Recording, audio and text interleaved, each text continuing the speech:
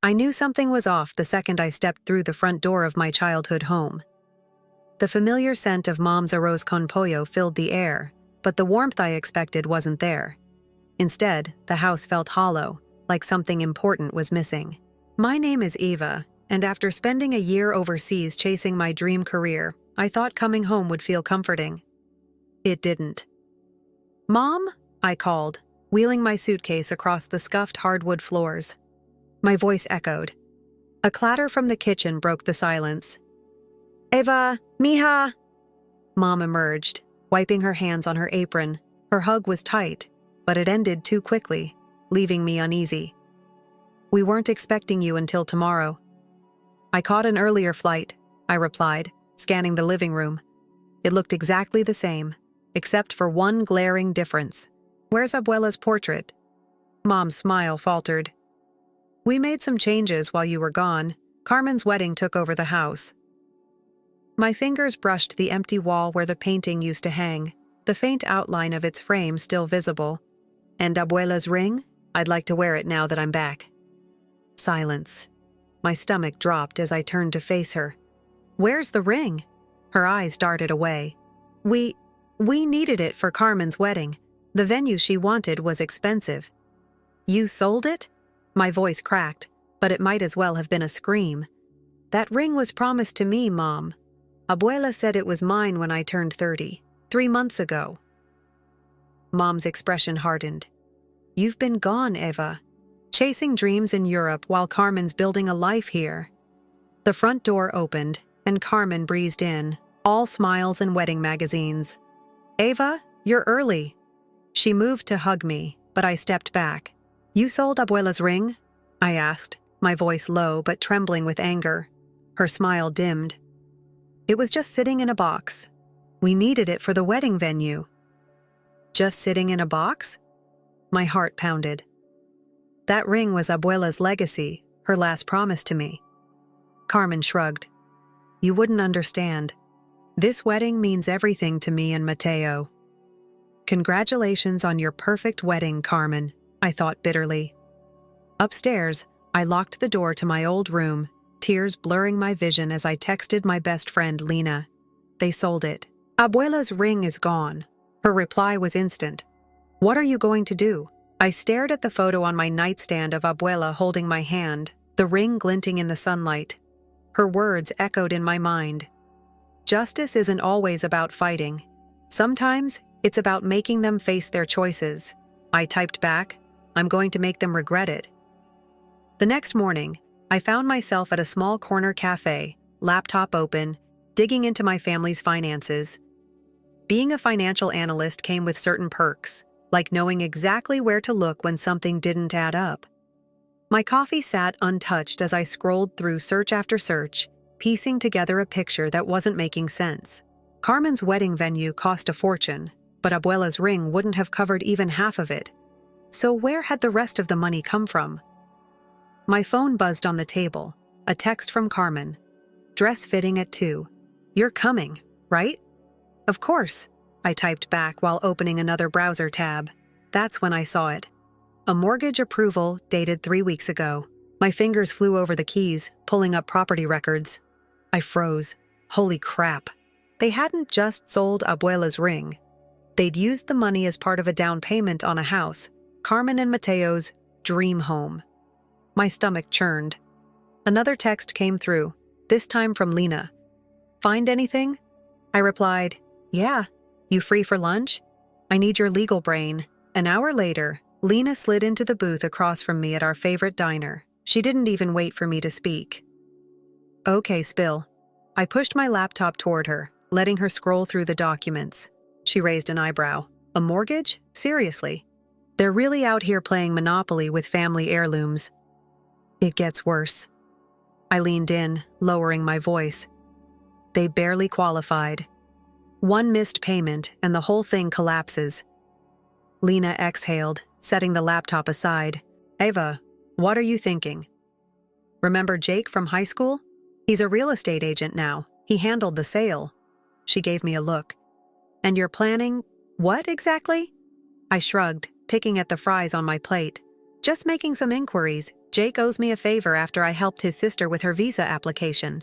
I want to know what I'm dealing with. Ava. Lena's voice dropped to that tone she used when she was about to lecture me. Be careful. This isn't just about the ring anymore.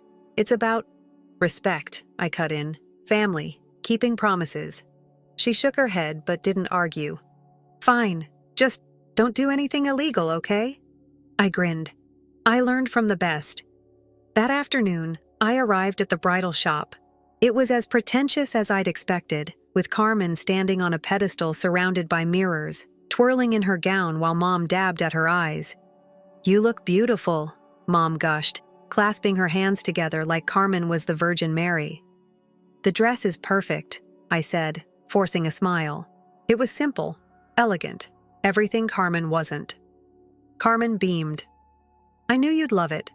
Oh, and wait until you see the house. She sighed dreamily. We close next week. I clenched my teeth, my phone buzzing in my pocket. Jake had replied to my earlier message. Free tomorrow morning. Let's catch up. Dinner tonight, Carmen announced, pulling me out of my thoughts. Lucas's parents are coming over. You have to be there. Wouldn't miss it, I said, already planning my meeting with Jake. That evening, I sat at the dinner table, watching my family chatter like nothing was wrong. Lucas's parents were polite, if a little clueless, laughing along with Carmen as she rambled about centerpieces and table arrangements. Dad raised his glass. To Carmen and Lucas, and their new beginnings. Cheers, everyone echoed, clinking glasses. I took a sip of wine, my stomach twisting. So, Ava, Carmen said suddenly, tilting her head like she'd just remembered I existed.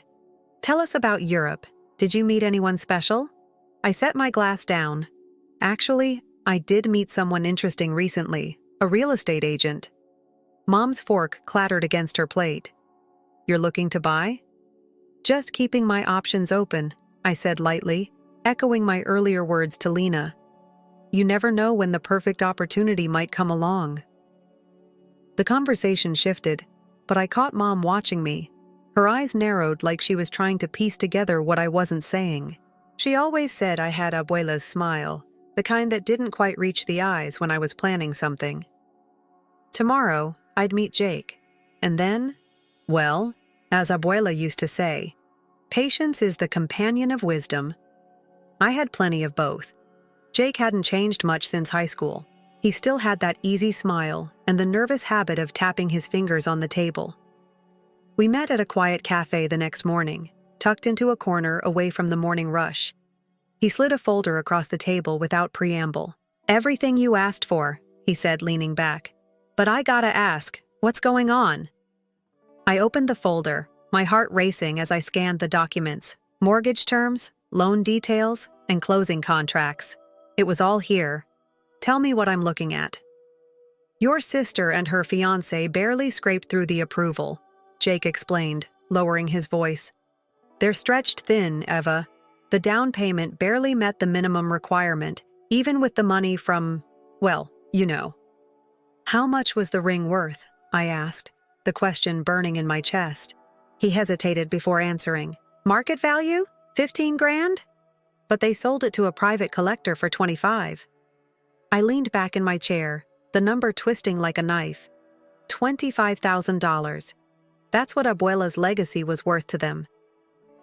Jake tapped a specific line in the contract. Here's the interesting part. The seller included a right of first refusal clause. If Carmen and Lucas default in the first year, the property automatically goes back on the market, but with strict conditions. What kind of conditions? The kind that would make it hard for most buyers to qualify, he said, giving me a meaningful look. Unless they've got liquid assets and excellent credit. I sat back, my mind racing. My phone buzzed in my pocket. A text from Lena. How's the meeting? Don't do anything stupid. I'm not doing anything wrong, I muttered, mostly to myself. Jake raised an eyebrow. Whatever you're planning, be careful. Real estate can get messy. I know, I said, sliding the documents into my bag. Thanks for this, Jake. I owe you. He smiled. You already repaid me when you helped my sister. Just don't let this blow up in your face, okay? I didn't answer, but as I left the cafe, his words hung heavy in my mind. I knew the stakes were high, but so was my resolve. Abuela's words echoed in my head. Justice sometimes means letting people face the consequences of their choices. That evening, I joined the family dinner, pretending like everything was fine. Mom had made her famous enchiladas, and everyone was gathered around the table, laughing and talking about wedding plans. Carmen and Lucas were the picture of bliss, at least on the surface, but I couldn't ignore the subtle signs of tension, the way Lucas avoided eye contact, the tightness in Carmen's smile. "How's the house coming along?" I asked casually, taking a bite of enchilada. "Almost ready," Carmen said, perking up. "The painters are finishing up next week." "And the mortgage payment?" I pressed, my tone innocent. "Those can be tricky, right? Especially for a new house." Lucas stiffened, his fork pausing mid-air. "It's fine," he said quickly. Too quickly. "Lucas knows what he's doing," Carmen chimed in, her voice a little too bright. "He's in real estate after all." "That's right," I said, smiling. "Jake mentioned some interesting opportunities when we caught up yesterday." Carmen's fork clattered against her plate. "You've been talking to Jake?" "Just catching up," I said with a shrug. "We were friends in high school, remember?" The tension around the table was palpable, and Mom shot me a warning look. I just smiled and reached for another enchilada. The next morning, Lena called me as I was driving to work. "Ava, we need to talk." "What's up?" I asked, keeping my eyes on the road. "I just got off the phone with the venue," she said. "They're giving Carmen and Lucas until tomorrow to make the final payment, or they're canceling the booking." I tightened my grip on the steering wheel. Interesting timing. "Ava," she said, her voice cautious, "this is getting messy. If they miss this payment and the mortgage one too, they'll lose the house," I finished for her. "I know." There was a pause on the line before she spoke again. "Are you sure about this?" I thought about Abuela's ring, the promise they'd broken, and the way they'd dismissed my feelings like I didn't matter. "They made their choices, Lena," I said firmly. "Now they can live with them." "Just don't lose yourself in this," she said softly. "You're better than revenge." "This isn't revenge," I replied, pulling into the coffee shop parking lot.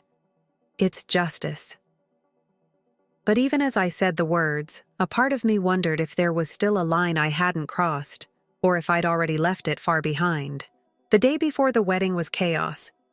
Carmen called me in a panic, her voice cracking through the phone. "The florist canceled, Eva. They're saying they need full payment up front, and we don't have the cash right now. What am I supposed to do?" I forced my voice to stay calm. "Breathe, Carmen. I'll help you find another florist." "You'd do that?" she asked, surprised. "I thought you—" She paused, choosing her words carefully. "I thought you didn't care about this wedding." "You're my sister," I said, lying through my teeth. "Of course I care." "Thank you," she whispered, relief flooding her voice. "I'll text you the details." I hung up and stared at my phone, her desperation still ringing in my ears. The cracks were starting to show, and I wasn't the only one who noticed. Lena called later that evening with another update. "The caterer's threatening to pull out," she said. "Apparently their last check bounced." "Really?" I said, feigning surprise. "What a shame." "Eva," she said, her voice sharp, "this isn't just about the ring anymore. You're playing with their entire lives." "They're the ones who gambled with what wasn't theirs to lose," I replied coldly. "I'm just holding them accountable." There was silence on the line before Lena sighed. "At least promise me you'll stop after the wedding." I didn't answer.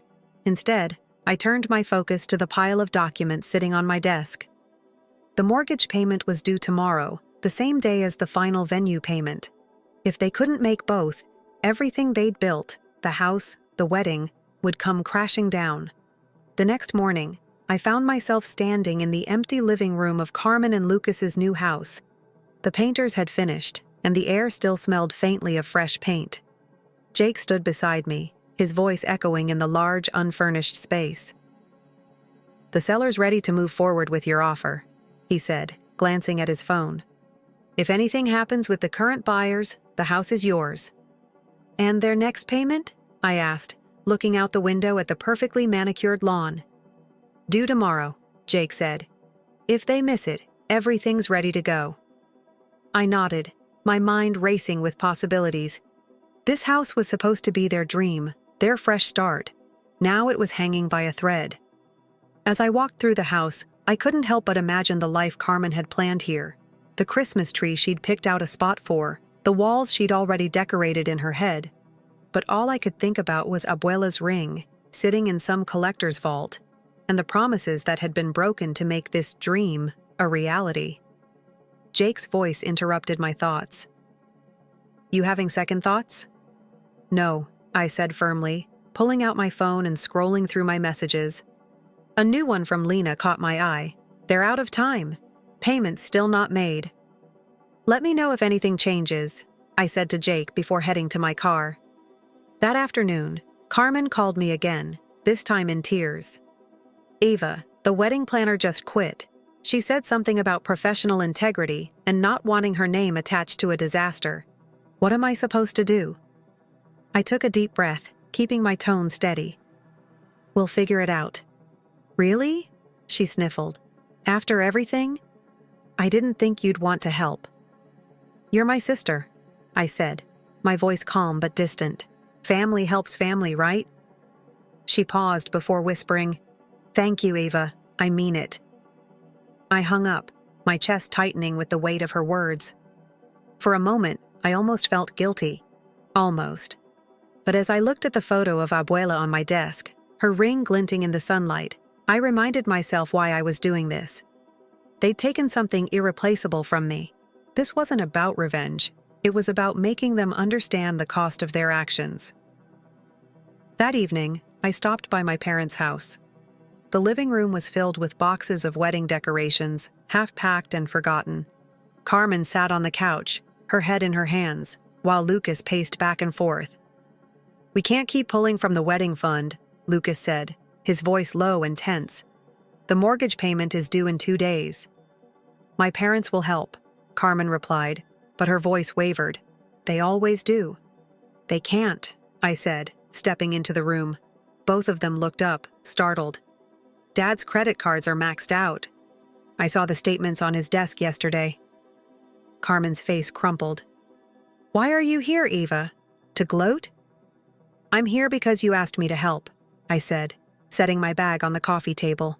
"Unless you don't want my help anymore?" Lucas ran a hand through his hair, his frustration evident.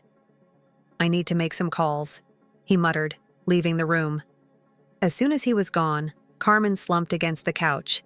"Everything's falling apart," she whispered. "The caterer, the florist, the venue, even the house. What are we going to do?" I hesitated, watching her carefully. "You could always postpone the wedding," I suggested. "No," she snapped, straightening up. "Everything has to be perfect. We've invited everyone, booked everything. I can't—" Her voice cracked. "I can't be the failure of the family." "Like me?" I asked quietly. Her eyes widened. "Eva, I didn't mean—" "Don't," I cut her off, grabbing my bag. "You've made your choices, Carmen. Now you'll have to live with them." As I walked out the door, my phone buzzed with a message from Lena. "Last chance to back out." I stared at the screen for a moment before typing back. "No backing out. The House of Cards falls tomorrow." The morning of the wedding started with perfect weather and absolute chaos. Carmen's frantic calls had started before sunrise, each one more desperate than the last. The florist wasn't returning her messages. The venue wanted the final payment by noon or they'd cancel. And the caterer? Well, apparently, their patience had run out. Meanwhile, my phone buzzed with updates from Jake and Lena. "Mortgage payment still overdue," Jake's text read. "Default triggered at midnight." Lena's message followed shortly after. Venue payment cleared last minute. Wedding still on. It was strange, watching the pieces come together. They'd sacrificed everything, Abuela's ring, their finances, probably their sanity, for one day of perfection. And yet, the cracks were still there, waiting for the right moment to shatter. At the church, I adjusted my bridesmaid's dress in front of the mirror, the pastel fabric feeling stiff against my skin. My phone buzzed in my pocket, and I glanced down at the screen. Another text from Jake. Offer officially accepted. Papers signed. The house is yours. I slipped the phone back into my pocket, my hands shaking slightly. I wasn't sure if it was adrenaline or guilt, or maybe a mix of both. Mom appeared behind me, her reflection catching my eye. "You look beautiful, Eva," she said, her voice soft. "Almost as beautiful as Carmen." "Almost," I repeated, my lips curving into a tight smile. "Did you help them with the venue payment?" Her smile tightened. "We sold some things," she said vaguely, avoiding my gaze. "Today is about Carmen, mija. Don't ruin it." I didn't answer, but her words lingered as we made our way to the ceremony. The church was packed with guests in designer outfits, all here to witness Carmen's perfect day. I stood in my assigned spot, clutching my bouquet, watching Lucas fidget at the altar. When the wedding march began, Carmen appeared on Dad's arm, radiant in her dress. For a moment, I almost forgot everything. Forgot the ring, the house, the lies. She looked so happy, and I wondered if maybe I'd gone too far. Then I saw it. On her finger was a new ring, sparkling under the church lights. Bigger, flashier, and painfully expensive. My stomach churned as I realized what it meant. They hadn't learned anything. They'd just replaced one promise with another lie. The reception was held at an extravagant hall, dripping with flowers and overpriced decor. Guests mingled over champagne, laughing and congratulating Carmen and Lucas on their perfect day. I sat at my assigned table, sipping wine and watching the spectacle unfold. "You okay?" Lena asked, sliding into the seat beside me. "Perfect," I replied, pulling an envelope from my clutch. The timing couldn't be better. She frowned. "Eva, don't—" Before she could finish, the DJ's voice boomed over the speakers. "Ladies and gentlemen, it's time for the maid of honor's speech." I stood, envelope in hand, and made my way to the microphone. The room fell silent as I looked out at the crowd. Carmen and Lucas were seated at the head table, smiling like they hadn't a care in the world. "My sister Carmen," I began, "has always known exactly what she wanted. The perfect wedding, the perfect house, the perfect life." I paused, letting the words sink in. "And she's always known how to get it." Carmen's smile faltered, her fingers tightening around her champagne glass. "When we were kids, she wanted my favorite doll," I continued. "She cried until our parents made me give it to her. In high school, she wanted my prom date. She got him too. And this year, she wanted something that wasn't hers to take." The room was deathly quiet. I pulled out my phone and tapped the screen, projecting a photo of Abuela's ring onto the large display behind me. This ring survived wars, crossed oceans, and was promised to me by our grandmother, I said, my voice steady despite the tightness in my chest. But Carmen wanted a perfect wedding more than she wanted to honor that promise. "Eva, stop!" Mom's voice cut through the silence, but I ignored her. "So today," I said, holding up the envelope, "I wanted to give Carmen and Lucas a gift, something to match their perfect taste." Lucas's face turned pale. "Eva, don't—" "It's the deed to your dream house," I announced, my voice ringing loud and clear. "Or rather, my dream house now. The payment you missed yesterday triggered the default clause, and I was there, ready to buy." Gasps rippled through the room. Carmen's perfectly applied makeup began to streak as tears welled in her eyes. "You can't," she whispered into the microphone. "That's our home." "Was your home," I corrected, my voice cold. "Just like this was my ring." I placed the envelope on their table and stepped back, meeting Carmen's tearful gaze. "Consider it karma," I said quietly. "Or justice. Either way, you have 30 days to vacate.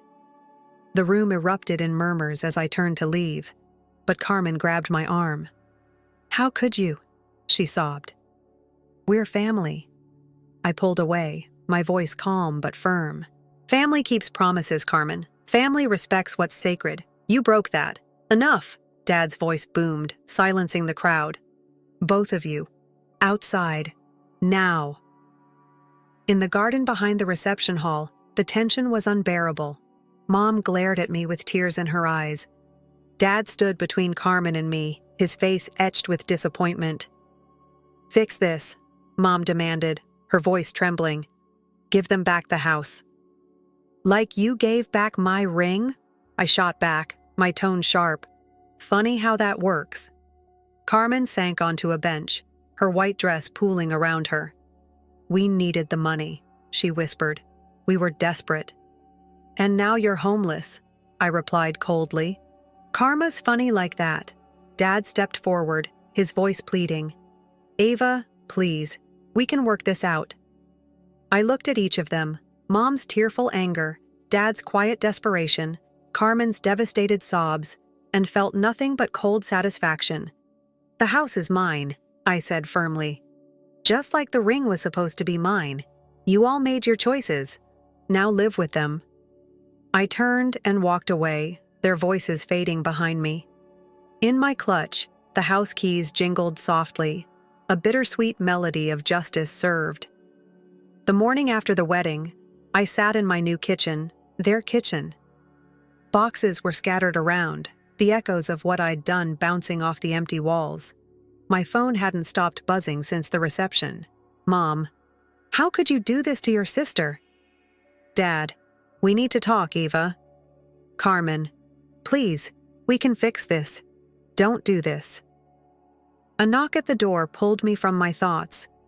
I opened it to find Lucas standing there, still in his wedding suit. His tie was gone, his shirt wrinkled, and his eyes bloodshot. Can I come in? He asked, his voice hoarse. I stepped aside, watching him glance around the half-unpacked space. Efficient, he said dryly. You didn't waste any time. I learned from the best, I replied, leaning against the counter. What do you want, Lucas? He ran a hand through his disheveled hair. Carmen's at your parents' house. He sighed, struggling to find the words. She's devastated, Eva. She thinks she's lost everything, her sister, her home, her perfect life. I crossed my arms, unmoved. Maybe she should have thought of that before selling what wasn't hers to sell. Lucas's jaw tightened, but he didn't argue. Instead, he pulled an envelope from his jacket and placed it on the counter. I found this. You need to see it. I opened the envelope and froze. Inside was a pawn ticket, dated 3 months ago. What is this? I demanded, my voice sharper than I intended. The ring, Lucas said quietly. Carmen didn't sell it to a collector. She pawned it. She was planning to get it back after the wedding. The world tilted sideways. She lied? I whispered. About everything? He nodded. The collector story was to make it seem final, so you wouldn't look for it. She thought if she could buy it back later, it wouldn't matter. My hand shook as I stared at the ticket. Why are you telling me this? Because I love Carmen, he said simply. But what she did was wrong, and now we're all paying for it. Another knock at the door interrupted us. This time, it was Carmen. Her mascara was smeared, her wedding dress wrinkled and stained. She looked at Lucas, fury flashing in her tear-streaked face. You weren't supposed to tell her, she screamed, pushing past him. That was our only leverage. Leverage? I repeated, my voice icy. You were going to blackmail me with my own grandmother's ring? I was desperate, Carmen shot back, her voice cracking. The house, the wedding, everything was falling apart. I needed you to give it back. Give it back? I stepped closer, anger boiling over. Like you gave back my ring. Oh, wait, you didn't. You pawned it like it was nothing. Girls! Mom's voice cut through the argument as she appeared in the doorway, Dad close behind. Enough! No, not enough, I snapped, turning to Carmen. Where's the pawn ticket? She clutched her purse, her eyes wild. I'm not giving it to you. Not unless you sign the house back over. Carmen, Lucas said sharply, but she ignored him. You want your precious ring back? She hissed. Then give us our home. I stared at her, really stared at her. The defiance in her eyes, the desperate way she clung to her purse. It was the same look she'd had as a kid, crying until she got her way. Nothing had changed. You're still the same, I said quietly. Always thinking you can manipulate people into giving you what you want. And you're still the same bitter sister, she spat. Always acting like everyone owes you something. Stop it. Dad stepped between us, his voice loud enough to silence the room. This isn't what Abuela would have wanted. No, I said, my voice steady but cold. She taught me to fight for what matters, to stand up for myself. Where were you when Carmen took what was mine? When Mom helped her pawn my inheritance? We were trying to help your sister, Mom pleaded, tears streaming down her face. By hurting me? I pulled out my phone and dialed Jake's number. Hello, yes. Start the eviction proceedings immediately. No! Carmen lunged for my phone, but Lucas held her back. You have 30 days, I said, ending the call. Not a day more. Mom's voice was cold as she spoke. Family is forever, Eva. Remember that. I gestured around the empty house. Family died the day you chose her perfect wedding over Abuela's wishes. The pawn shop was quiet when I walked in the next day, the bell jingling above the door. An elderly man behind the counter looked up from his newspaper. Can I help you? I slid the pawn ticket across the counter. I'm here to pick up a ring. He examined the ticket, then disappeared into the back. My heart pounded as I waited, the weight of everything crashing down on me. When he returned, he placed a small velvet box on the counter. I opened it slowly, and there it was, Abuela's ring, its worn gold and tiny diamonds exactly as I remembered. That'll be $3,000 plus interest, he said. I handed over my credit card without hesitation, sliding the ring onto my finger as soon as he returned it. It felt like coming home. That evening, I sat in my parents' living room, the ring glinting on my hand as Carmen opened an envelope I'd placed on the coffee table. Her eyes widened as she read the lease agreement. 1 year, I explained. Market rate rent. If you make every payment on time, you'll have the option to buy the house back. Why? Lucas asked, his voice thick with emotion. After everything? Because this ring isn't about power or punishment, I said quietly. It's about family. Carmen looked up at me, tears streaming down her face. I'm sorry, Eva. For everything. Me too, I whispered. Mom touched my hand, her voice soft. Abuela would be proud of you, mija. You did the right thing. No, I corrected her. She'd be waiting for us to make it right. As Carmen signed the lease, a faint sense of peace settled over me. For the first time in months, I felt like Abuela's voice in my head wasn't a memory. It was a blessing. Story 2. My name is Kelly. This year, on a summer day when the cicadas were singing, I celebrated turning 35. Ma'am, I was called to the president's office. President, that is. What is it? I've made the decision to turn the business onto your sister. You are thus dismissed as of right now, my mother said. As she fannied herself, the president, who had a beautiful profile, turned to face me, seemingly worried by the heat. Because of how strong the sunlight was flowing in through the window, I was momentarily unable to determine whether this was genuine. What? I think my tone was idiotically black. Did you not hear me? My mother replied, giving me a frustrated look. You've been fired. This place no longer needs you, before the conclusion of the current month. Get out.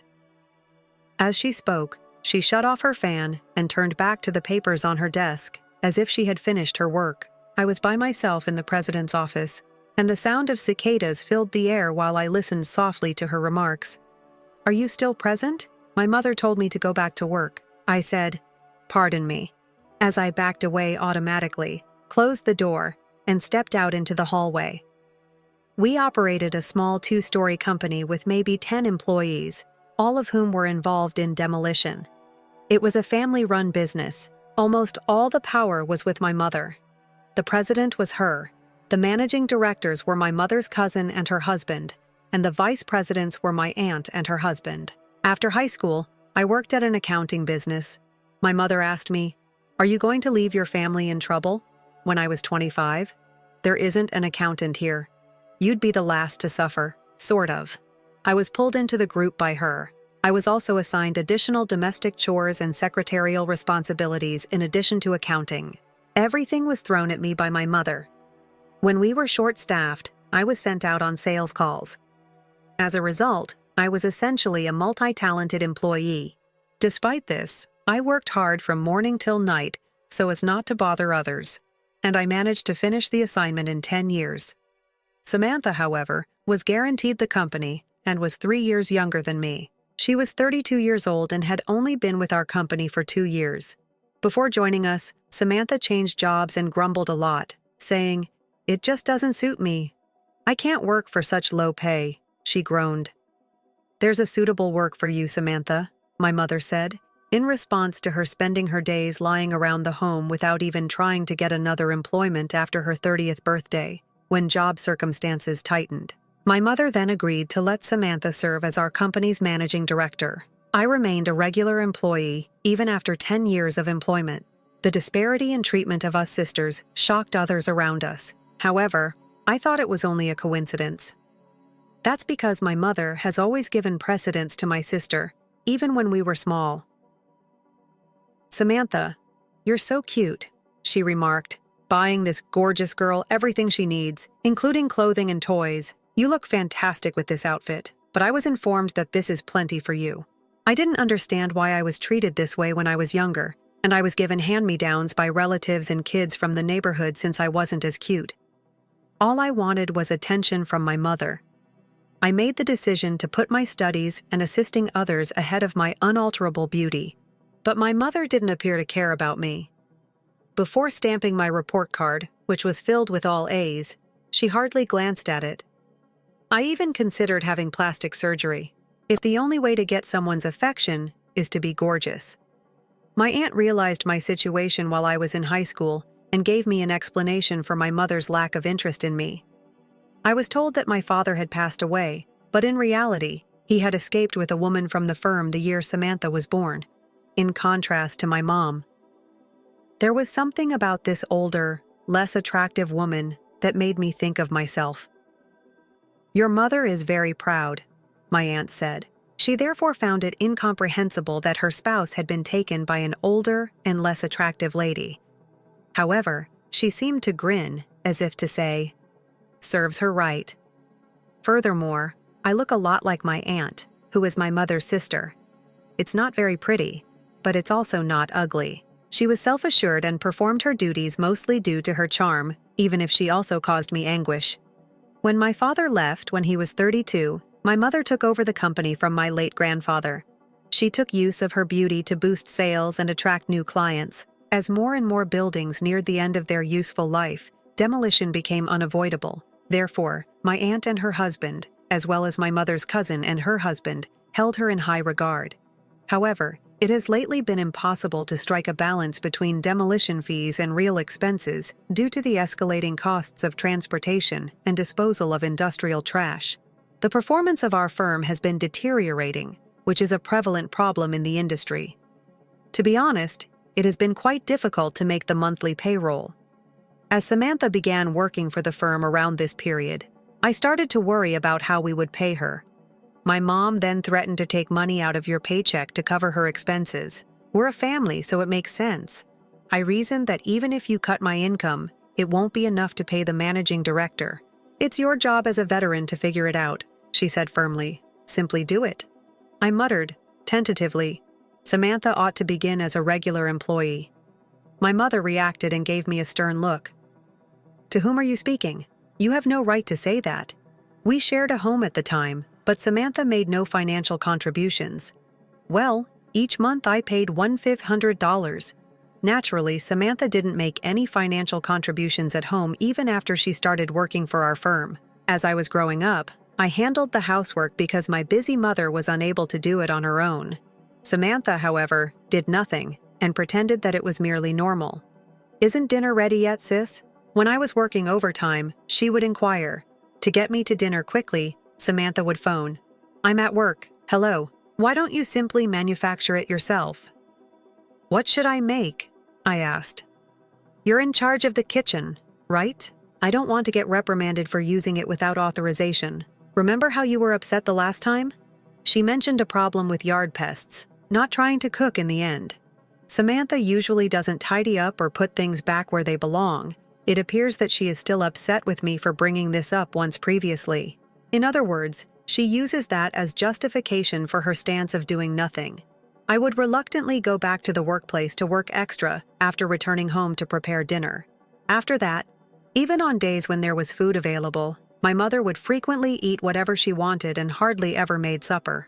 Rather, my mother started bringing Samantha out for work more often lately, so I didn't have to make supper as much. However, we are still having problems this year with the expenses of these excursions. After turning 63, my mother began to complain more about her body's aches and pains and the effects of heavy drinking. During that period, I was summoned to the president's office and informed that Samantha would be taking over the firm. Therefore, as of right now, you, the ugly duckling, are dismissed. My mother's decision to give Samantha the president made reasonable in light of her previous behavior. In retrospect, Samantha is 32 years old, which is the same age my mother was when she was elected president. My mom could have believed Samantha could exploit her attractiveness to draw customers, just like she had. But I just couldn't put up with the thought of getting fired for my appearance. I didn't think there would be much of a gain, even if Samantha received my pay. It seems that word of Samantha's appointment as president had already gotten out among the staff when I spoke with my aunt about it. However, she was also unaware of my dismissal. "Well, I'm not entirely sure, but it seems Samantha doesn't like it when everyone tells her," my aunt answered after giving it some thought. "We will inquire any time Kelly expresses a desire to accomplish something, so don't worry." Perhaps it's connected, but that's because Samantha's work was so shoddy that people stopped asking her. "Yes," my aunt answered. Samantha struggled to meet deadlines. Her work was full with mistakes, and she frequently made messed-up phone calls. The males in her immediate vicinity had filled in for her despite her lack of abilities, maybe due to her attractive appearance. My aunt was also aware of this. "Well, that's true," she remarked, adding with a heavy sigh. "But she probably thinks you're in her way." "Oh dear, I can't believe she's firing you." That would destroy our business. However, she was unable to resist because of her tendency to not challenge my mother. Being biologically linked to my mother, sister, and this untrustworthy aunt made me feel disgusted. In a gloomy town, I added, "So both my mother and my sister dislike me." My aunt took a while to respond. "You might be better off working somewhere else, but certainly, your mother is tough. You're too strong not to start anew elsewhere." As she gave me the resignation advice, there was a little twinge of connection in her eyes.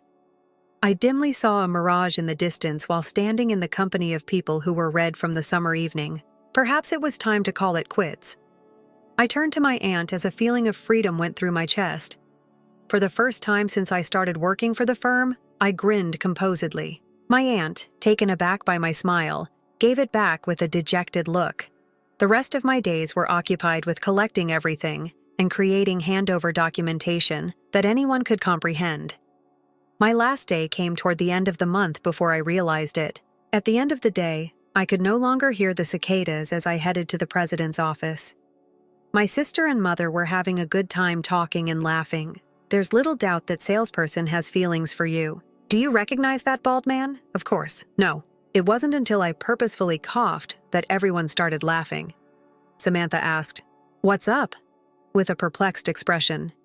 "Dinner is not necessary today. My last day here is today. I appreciate all you've done thus far." Was that today, I wonder? I completely forgot.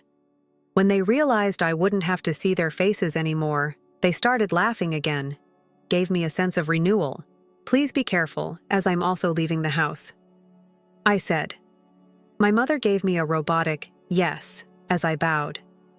I appreciate all of your hard work. I heard my sister's voice as Lee shut the door behind me, indifferent. We will no longer have to look at that obnoxious face. Observe me. As I walked out of the firm where I had spent many years working, I grumbled to myself. 1 week later, after completing some paperwork at school, I looked at my phone and saw that my mother had missed 14 calls in 2 hours. I placed my phone on silent mode and completed a few additional errands before going home since I had a horrible feeling. My mother kept making calls, and by the next morning, there were 80 in all. Just after 2 a.m., the final call was placed. I didn't intend to call her back, of course. Now that I didn't know her, I didn't want to hear her voice for fear that I might give in to her pressure once more. My mother had dominated me for 35 years in an attempt to release me from her authority. I could have blocked her, but instead, I chose to ignore her calls entirely. I didn't examine the calls since I wanted proof in case she did anything compulsive. There were about 100 calls every day for a time. Checking the missed calls was first discouraging. However, as I became accustomed to it, I started to feel afraid and deceived, seeing my mother struggling without me. I became really aware of how badly she had treated me at that point. It has been a year since then. My mother had stopped calling by then, and I was clueless about her whereabouts. I took a correspondence course for tax accountants and worked a variety of temporary jobs during the past year. Passing the test with success, the variety of responsibilities and my previous job experience, I managed my mother's business and developed my managerial skills, which helped me in my new role. Owned a large accounting company. It wasn't until recently that I began to value the past for giving me these abilities. My co-workers at the new job were all kind, and we supported one another as we worked. Quite different from the times when I had to do all the research and work by myself till midnight. I once went past the building on my way to a client close to my mother's workplace. The houseplants I had been caring for were utterly wilted, and the windows and entryway were distinctly unclean. I suddenly ran across my mother leaving the workplace on the way back. When she saw me, she said, "Oh." They came up to me out of reflex, thinking I would get reprimanded. I put my bag over my face, but she approached me with a voice that was surprisingly loving. "My goodness! Kelly, where have you been?" I shrank away after feeling a rush of repulsion. "How many times have I phoned you, do you know? Has your smartphone changed?" she inquired. She didn't seem to realize that I didn't like her and was avoiding her calls. She had, after all, endured a lot. I couldn't understand her way of thinking at all. Ignoring my look of shock, she went on. "I'm happy I discovered you, though. Take a look at this company's situation. Isn't it awful? Return tomorrow. I'm not angry." "What?" Confused, I asked. "Please return to the company tomorrow. As I mentioned, I've forgiven you for leaving a year ago." I took a moment to comprehend what she was saying. She must have only remembered the image of me as a child, crying and running back to her. After some hesitation, I said, "Mom, I'm already employed at another company, and I'm having a great time there." Her face suddenly took on a devilish look. "What?" "Although her business is in such a state of chaos. Does anyone care about other companies?" she yelled. "I own you!" In the center of the street. "Wait a moment. I assume you are the one who let me go." "Samantha, how about her? What happened to her?" I fired back. She gave a snort. "Really?" "Samantha made a mistake by dating 3 clients at once, which is why I believed she would be more helpful," she went on. In an instant, everything fell apart. Had she not been apprehended? She wouldn't have been recognized since everything would have been okay. For a while, I placed her in the office. She can't even clean properly, and she's terrible at bookkeeping. We can't afford to hire another worker. It's extremely troublesome. "So it's your turn, Kelly," she said, smiling at me after expressing her frustration. "Our office has been chaotic ever since you departed. You have to take responsibility." Before I quit, I went over everything with Samantha and created a comprehensive handover handbook. Samantha probably didn't check anything, and my mother probably didn't hear that part. She either pretends she didn't hear it or doesn't recall, even if she did. Ultimately, because it was she who threw me out. The accountability dimension is absent. Furthermore, since you departed, some of your clients have ceased doing business with you. Do you not find that odd? she went on. They said they could no longer trust us since you were no longer among us. This is why I want you back. Since I worked there for a long time, I knew many of the patrons. Some people really appreciated my skills, even though my mother constantly teased me about how I looked. When I quit, I phoned the people I owed favors, and they asked me why I was leaving. Justifying the unreasonable reason for my termination was difficult, but I did it because I thought it was my final chance. It seems that these customers decided to stop doing business with my mother's firm. They have consistently employed the same tactics since they found out why I was fired. They give responsibility to others, use force to accomplish tasks, and leave cleanup to others. This is how they have always done things. Recalling the kind expressions of my current colleagues, I kept my bottom lip to myself, reminding myself that I had been in a strange environment and that this was the true everyday reality. I made a self-promise to resist this pressure going forward. I adamantly told my mother that you, the president, were the one who briefly dismissed me, regardless of your level of responsibility. My mom had a shocked expression, noticing a change in my voice. Furthermore, wasn't my dereliction of duty the cause of my termination?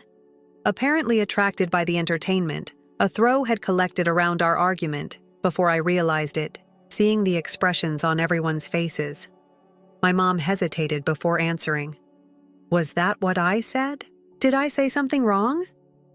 No, I heard you clearly. You said you were transferring the business to my beautiful sister and firing the ugly employee. Despite my 10 years of diligent work, I was unable to comprehend what you were saying. Samantha, who has only worked here for 2 years and seldom performs her job, is the person you decide to hand the firm to. I question your judgment. When I spoke boldly, the audience stirred. Really? Is that correct? Her own mother said as much. Isn't that ridiculous? Are they really related? Some even began recording the occasion. However, I was too enraged to care. My mother began to perspire and her face became white at the accusatory glances. Kelly, you're misinformed, she said. Let's discuss this in private. Did you misinterpret the unclear part? If you didn't mention it, why not make it clear now? I fired back. She fell silent, and everyone around us started muttering. She stopped talking, I see. Then it must be genuine. Disbelieving, many murmured. It's unbelievable. Suddenly my mother became irate. Enough. Your gloomy and ugly appearance is all your fault, she shouted. Those who are beautiful should subtly obey those who are unattractive. That's all you're good at. Her irate comments stunned the bystanders, who immediately began filming. It was clear from the video's description that the ugly woman should obey the attractive one. The video quickly went viral. Heavy company ceased doing business with my mother as soon as word reached her business associate. Illegal dumping and book falsification seemed to have occurred. Very serious offenses. One by one, the clients severed their ties during the year I was abroad. When the video gained widespread popularity, in the end, the company declared bankruptcy. My mother and Samantha, who are now unemployed, visited my apartment once. I didn't answer the door, of course.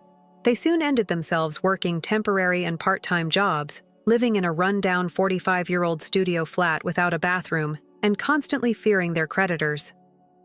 Samantha's reputation among her co-workers soon deteriorated, and she was forced to move jobs frequently. In contrast, my mother was ostracized by her co-workers and forced to work alone and in silence when she tried to use her attractiveness to win over a male co-worker for a short time. This was because the video never went down on the internet. I began dating at my new job in the interim.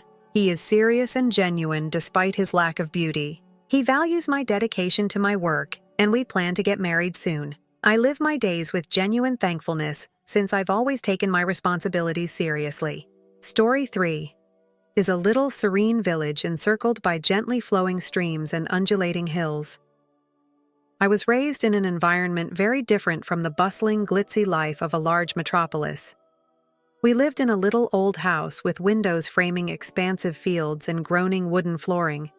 With all of life's small pleasures and familial devotion, it seemed like a miniature cosmos unto itself. That's where my tale started. Although my parents didn't have a lot of money, they were wise and compassionate.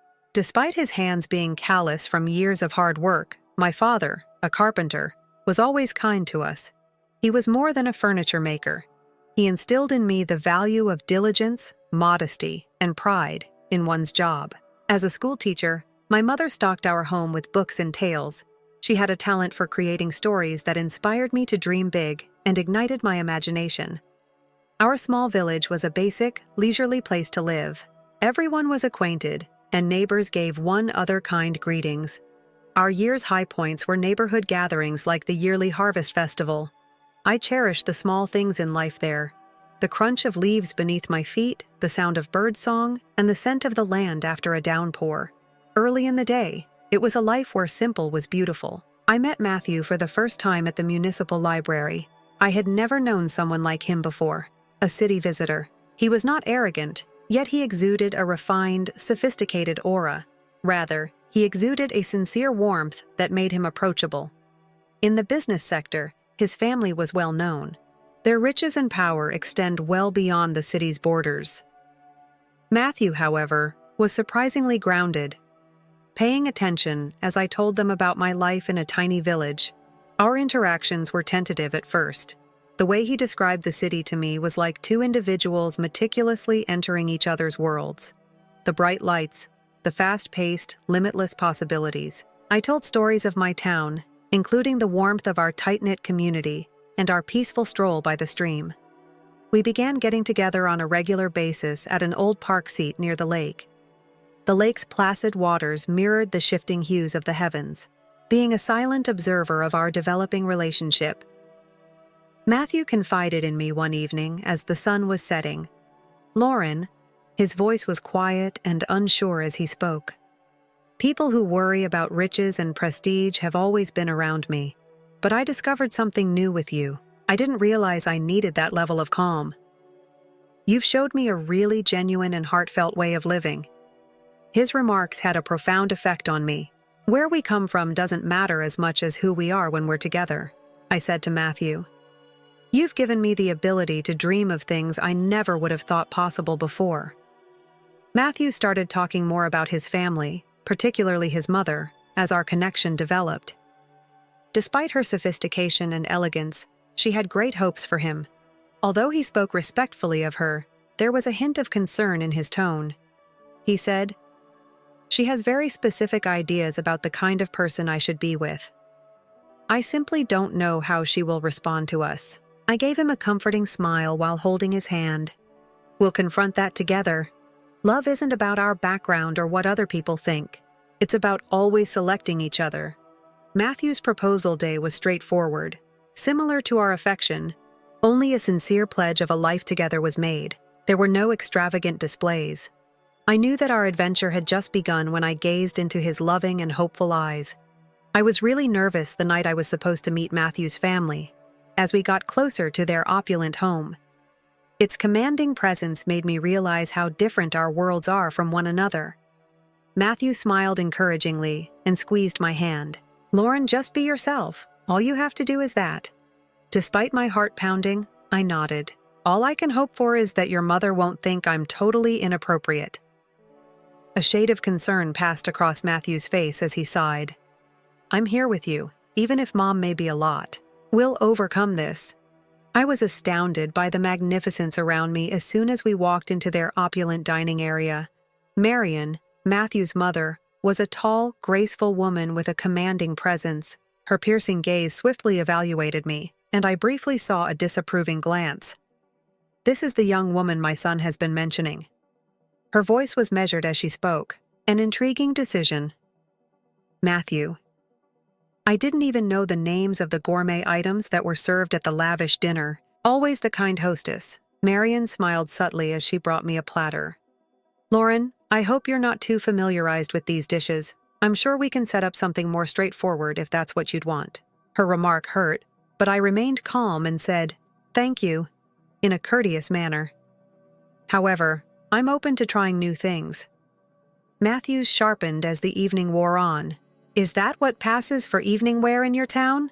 she asked, glancing at my dress, a straightforward ensemble I had picked out with care. On a tight budget, finding nice clothes must be challenging. Even so, her remarks were intended to denigrate me. I raised my head. I thought about what Matthew had said. Simply be who you are. He sat next to me, occasionally squeezing my hand beneath the table, and I could feel his quiet support. I realized by the end of the night that this was only the start of a lengthy journey. It would be difficult to win over his mother and his family in general. One thing, though, was clear to me as I saw Matthew's unwavering love in his eyes. The battle was worth it for our love. Despite the fact that our worlds were so dissimilar, we were able to close the distance and build a life that was genuinely our own. Matthew quickly stepped in, his voice firm yet calm. "Mom, that's enough.